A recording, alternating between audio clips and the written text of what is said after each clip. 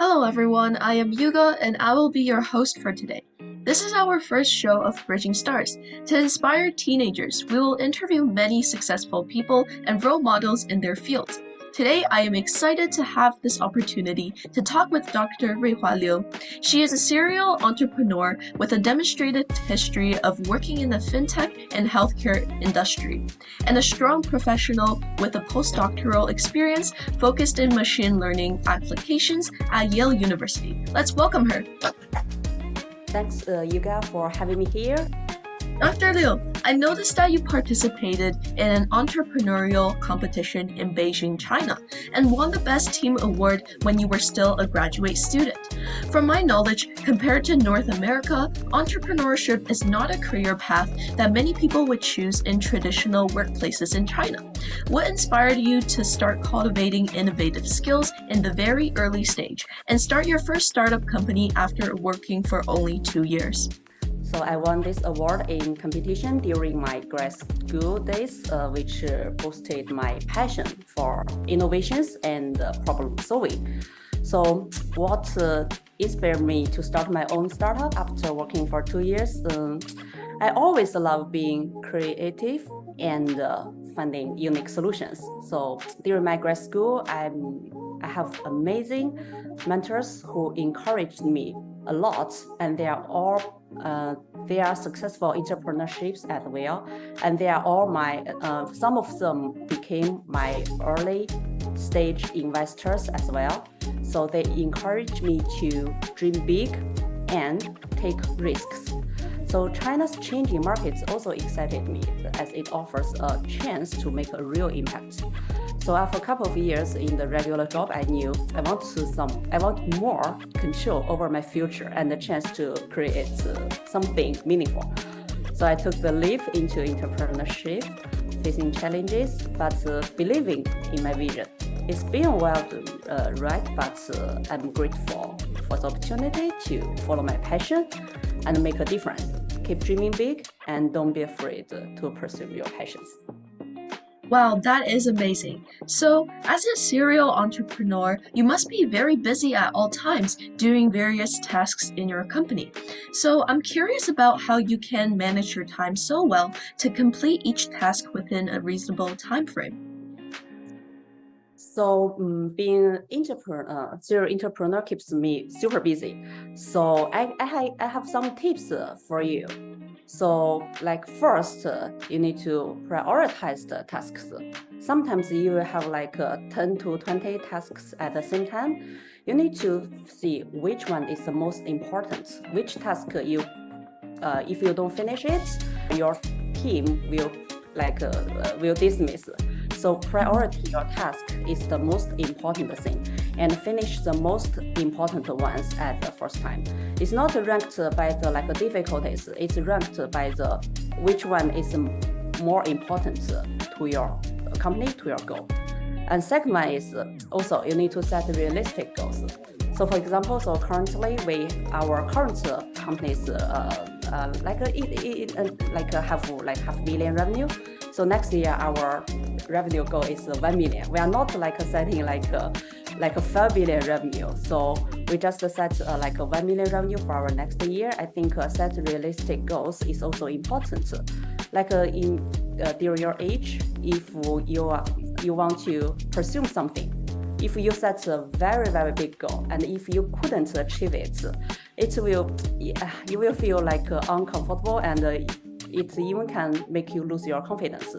So break your big goals to small one, and then you set a realistic goal in different small ones, and then achieve it. I think that will be easier and also will give you confidence to achieve more goals. And also, so third one, I think use some online tools to manage your project. For example, even in Excel, there are some templates. You can put all your tasks in different category and track your task almost every day or every week. And during the middle, you can get internal check And so using this project manager tool during in your age, I think is important. And it can also give you feedback during during multiple projects at the same time. And also that is important is you need to take some breaks. For example, when I was in my school days, I have my study, I have my PhD to accomplish, and also have a startup. So it's super busy, but every Sunday afternoon, I will keep myself empty. Even I will just sleep a whole afternoon. I will refresh myself. So take breaks is very important for you. And last, also still very important is stay disciplined. Like currently I run 5 kilometers every day. So if you stop run one day, you may stop for 2 days and then stop running forever. So there's a saying like that, the moment you don't like running is exact the moment you should run. So stay disciplined makes you feel like you are in a kind of emotion and want to keep disciplined in the future. So I think that is also important. It's very important. And startups may face various challenges and it can be pretty stressful. How do you cope with stress and motivate yourself to keep going forward despite the pressure? Yeah, so that is a good question. And so you, as you can see, so in this world, so everything, they have two sides, one positive, one negative. And also, so every task, even big company like Google or Apple, so they are not 100%, like 100% perfection. And there are people support you, and there are people always give negative comments about you.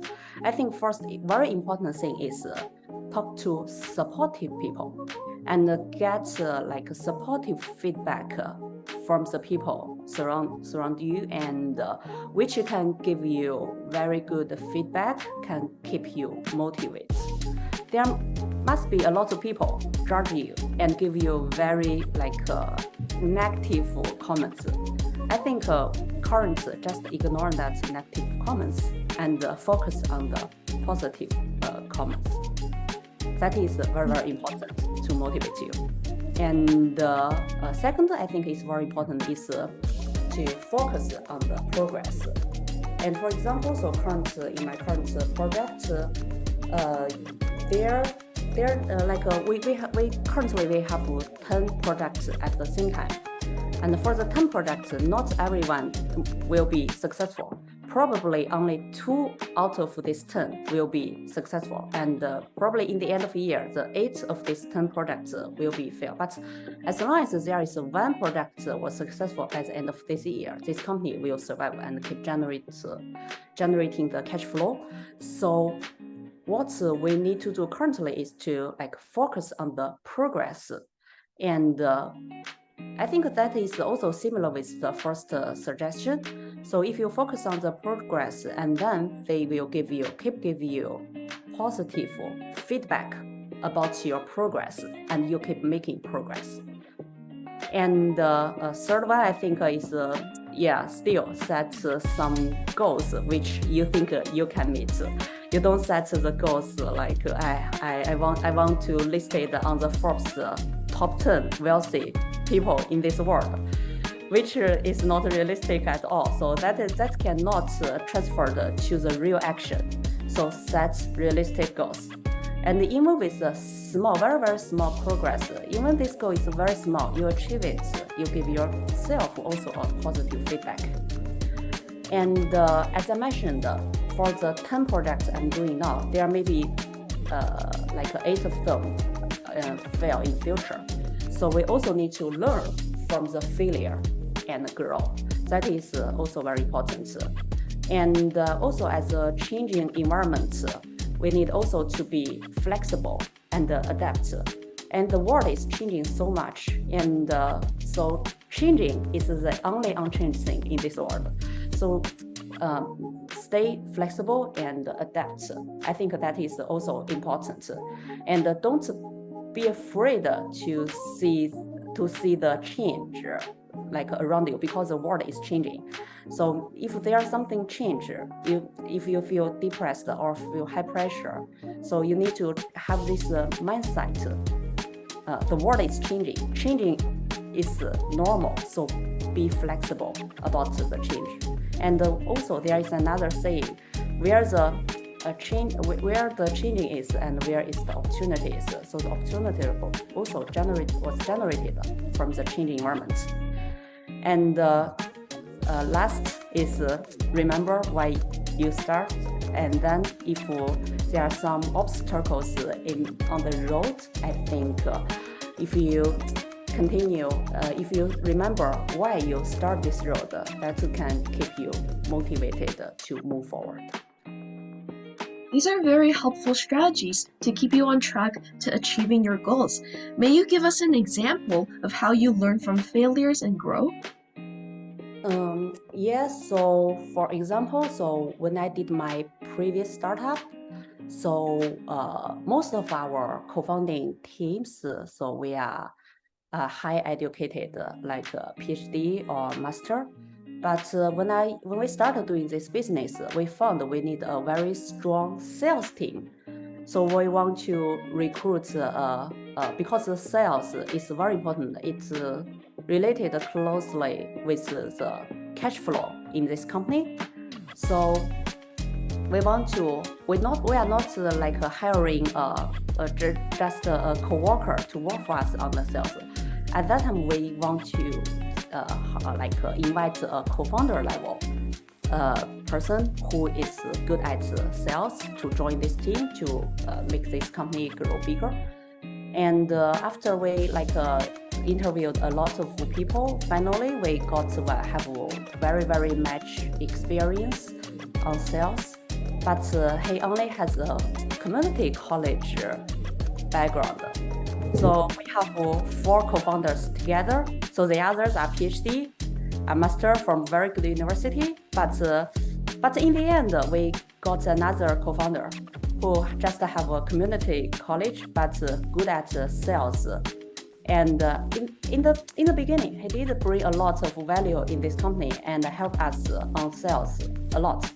But as time goes by, and I think the problem generated after 6 months, we feel like our strategies are completely different.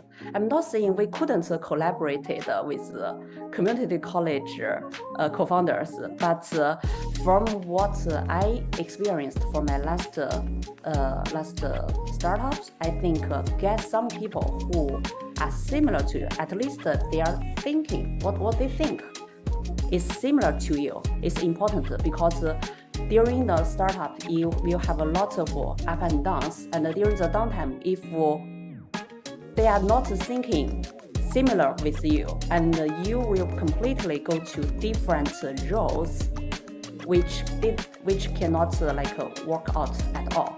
So from that